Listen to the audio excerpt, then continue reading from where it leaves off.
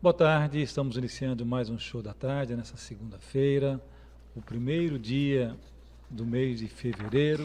E já de início, eu gostaria, por favor, de indagar, perguntar ao Dr. Wesley dos cargos que ele exerceu, se foram muitos, e qual o mais difícil já exercido. Boa tarde a todos, feliz pelo retorno. Temos hoje a falar sobre o cargo de inspetor-geral da Frota Nacional de Petroleiros. Foi o cargo mais desgastante que eu já exerci, entre alguns que eu exerci.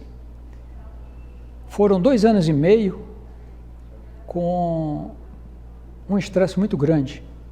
A frota, na época, tinha 72 navios e 120 comandantes.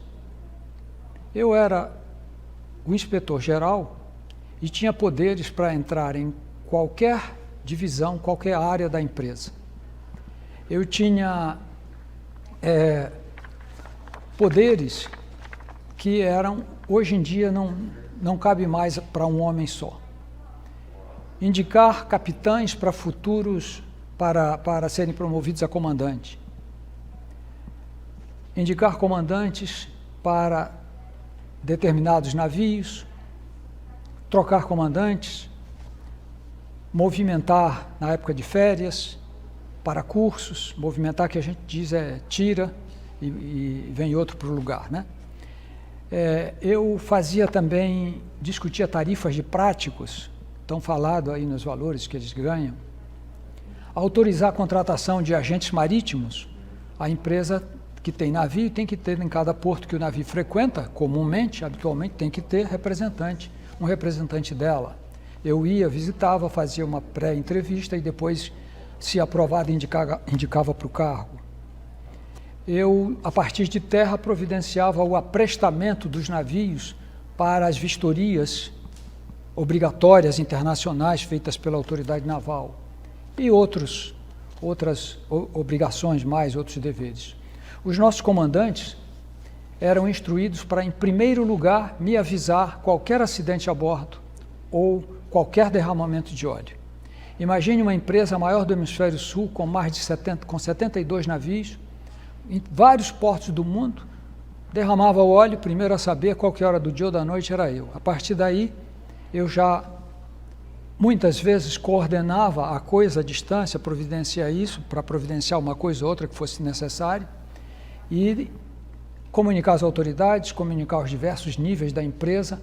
Era assim que as coisas funcionavam, e nem sempre era dentro da hora, né, de expediente. Então, era comum eu ser acordado de madrugada com chamadas, né, telefônicas de comandantes. Quando a notícia envolvia vida humana, era mais estressante ainda. Por favor, pode citar um caso? Olha, de casos de vida humana, eu lembro bem no início da tarde, no início de uma noite, um comandante ligou e disse para mim: Collier, o meu enfermeiro de bordo se jogou ao mar. Eu já fiz todas as manobras técnicas para voltar e ver se o via, mas não consegui ver. E eu perguntei, inclusive, se ele havia feito uma curva chamada curva manobra de Butakov. O navio, para retornar ao rumo que ele estava, é uma manobra muito simples, mas tem que ser feita com muito cuidado. O navio vai no rumo, por exemplo, rumo norte, 000. Cai uma pessoa ao mar, ou jogam, ou cai ao mar, do lado direito do navio, a boreste. Quem está na direção, na ponte de comando, o comandante ou um oficial, vira o leme todo para a direita, para o lado, para a boreste, todo o lado do tripulante que caiu a boreste. Quando o rumo sai de 0 para 70 graus, ele gira para o outro lado o leme, o timão, e espera o navio fazer a curva. Quando estiver em 180 graus, que é o oposto de 0, ele estará passando pelo local que ele passou antes. E com isso, sabendo que o tripulante vai estar do outro lado, porque ele estava do lado direito, e depois ele volta, o tripulante está do lado esquerdo. Então o homem ao mar estará por ali. Isto aconteceu e eu pedi detalhes para o comandante, ele disse que já tinha feito tudo, dei algumas instruções julgadas necessárias do ponto de vista jurídico, né? O comandante sempre, embora ele conheça a profissão, ele tenha várias formas de agir, mas sempre ele quer ouvir a posição de alguém na empresa, tá? Para dizer que o que ele fez também teve uma certa supervisão, uma concordância pelo menos. E eu informei a quem de direito, esperei chegar no dia seguinte, informei a moça que era a assistente social, que já estava escolada em levar esse tipo de notícias para as famílias, e este problema, pelo menos para mim, durou até tarde da noite. Foi até tarde da noite. O tripulante nunca foi encontrado. Dr. Wesley, nosso comandante da Marinha Mercante, por favor, pode citar outro caso? Sim, tem um outro caso que eu gosto de citar. Em outra ocasião, eu recebi um comandante que ia, como a gente dizia no Rio, sair de férias, e outro que ia render as férias desse a bordo do navio. Era o navio Juruá, da classe Juruá. É um navio que trazia 1.100.000 barris de petróleo. 1.100.000 barris de petróleo, se fosse colocado num caminhão-pipa de 10 mil litros, né, a serem transportados, eu fiz os cálculos, daria uma viagem de ida e volta para Tramandaí, 140 quilômetros. Daria 140 quilômetros de caminhões, 35.000 caminhões enfileirados. Veja o tamanho do navio.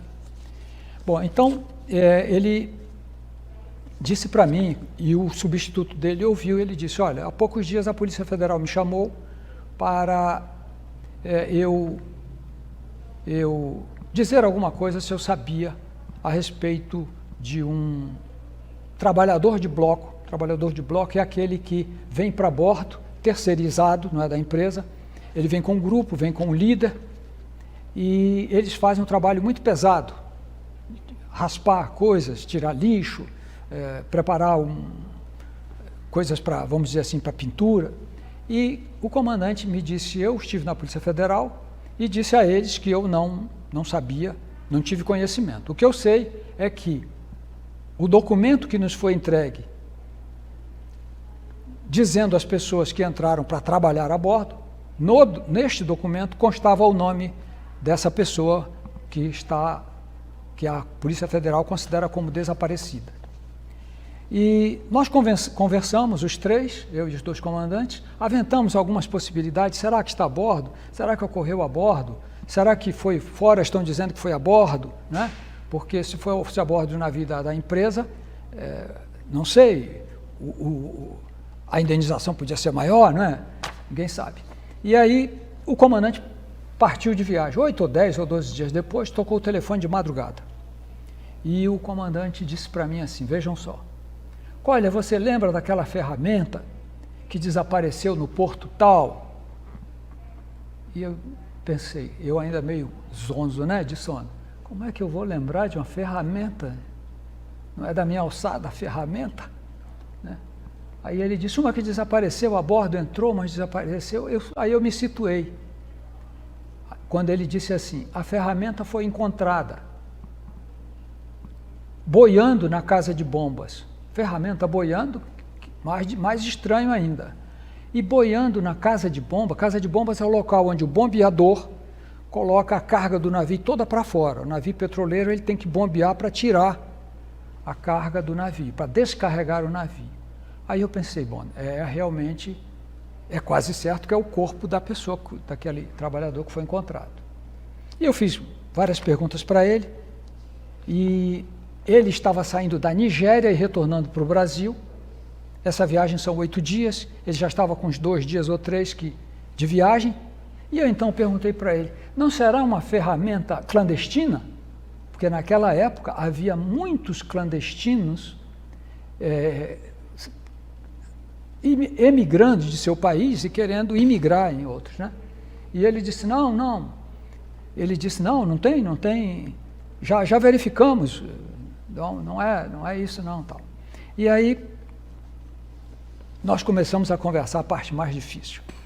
Quando um tripulante falece a bordo, normalmente, pelo menos na época era assim, primeiro, nenhum navio de comércio, mercante, petroleiro, seja o que for, tem a bordo uma urna mortuária para guardar o corpo de alguém. A tradição é lançar o corpo ao mar. Se não se lançar um corpo ao mar, tem-se que colocar dentro de uma câmara frigorífica. Como o navio tem câmaras frigoríficas para carne, para leite, para peixe, a gente tem que esvaziar uma e colocar em outra. E o moral, o ânimo do pessoal vai lá para baixo. Então os comandantes também evitam, tem isso. Por que nenhum navio tem uma câmara, uma urna mortuária? Porque é de chumbo, e se você colocar a bordo de 72 navios, vão dizer assim, mas a empresa já está esperando que a gente morra? O marinheiro é muito supersticioso. Bom, nesse caso, eu perguntei para ele, que hipótese vocês já consideraram? Bom, nós estamos pensando em colocar na câmara frigorífica. Bom, mas como é que vai ser isso, né? E aí nós decidimos que ele ficaria na própria casa de bomba, sacudindo, balançando, boiando, mas faltavam 3 ou 4 dias para chegar a bordo, para chegar no Brasil. E eu perguntei, ele já comunicou à Polícia Federal? Tudo que acontece a bordo de navio é a Polícia Federal, não é a Polícia Estadual. Porque do navio sempre mudando de porto e tal. E aí ele disse, não, eu dei as instruções para ele, avisar a Polícia Federal, e ele já sabia, como eu disse, nessa hora eu era apenas um consultor, né? Mas para sou consultor tem que dizer as coisas certas, né? E então eu disse a ele, e ele seguiu viagem. No dia seguinte, de manhã cedo, eu estava lá na superintendência da frota. O superintendente geral estava viajando e eu avisei para o superintendente de operações. E eu disse, o comandante deve ligar agora para saber alguma instrução, as instruções que eu dei foram essas e tal. E ele então disse, tocou o telefone, o superintendente atendeu, e disse, ok, fala aqui com o Collier. Eu pensei que ele ia dar alguma instrução, né? Bom, o caso é meu, é só meu mesmo, né? E eu dei algumas instruções mais adicionais, e nós passamos a aguardar a chegada do navio ao Brasil. A polícia nunca chegou ao criminoso, foi retirado. A expectativa, ela é uma crescente, né? Ela é uma crescente. Agora, qual o próximo episódio? Já pensou? Eu já pensei. O próximo episódio é muito mais chocante do que esses dois que nós ouvimos aqui. O próximo episódio, pouquíssimos homens tiveram a experiência que eu tive. Eu lancei o corpo de um homem ao mar e vou contar aqui no próximo episódio.